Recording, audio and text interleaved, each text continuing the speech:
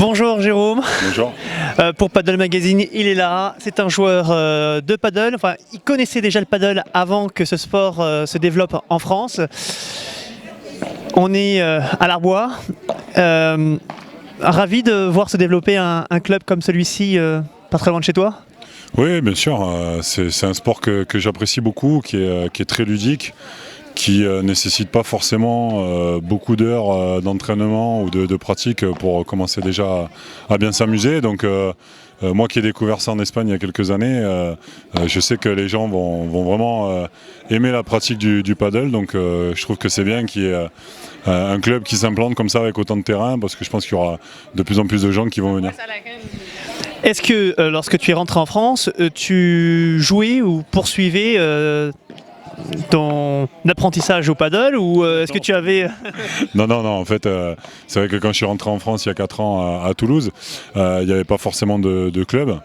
Et c'est il y a un an et demi qu'on a croisé un ancien joueur français de paddle qui nous a invités à faire un petit match comme ça, puisqu'ils avaient 2-3 terrains dans un club de tennis.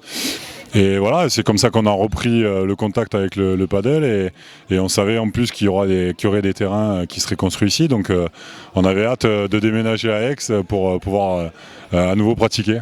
Bon, est-ce qu'on peut dire que tu as déménagé pour ça, pour du paddle à Aix? Non, j'ai déménagé pour le handball, mais c'est vrai que ça peut être aussi pour nous un sport très sympa au niveau de la récupération le lendemain des matchs, parce que ça permet de transpirer quand même pas mal avant de se mettre dans la cryo ou dans les bains froids. Alors justement, c'était une question que je voulais te poser. Peut-être les passerelles qu'il pouvait y avoir entre le handball et l'entraînement réalisé, et éventuellement le paddle, qui est un sport également d'équipe, justement, peut-être au niveau du jeu de jambes, qui peut, avec les petits pas, peut se rapprocher un petit peu du hand. Est-ce que tu penses que ça pourrait être justement un exercice ou une idée pour les coachs d'essayer de proposer du paddle lors d'entraînement?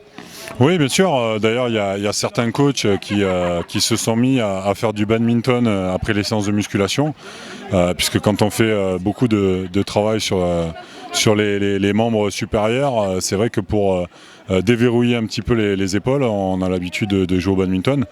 Et finalement, quand on a un climat aussi clément que celui de Aix, c'est peut-être mieux d'être dehors et de pouvoir pratiquer le paddle.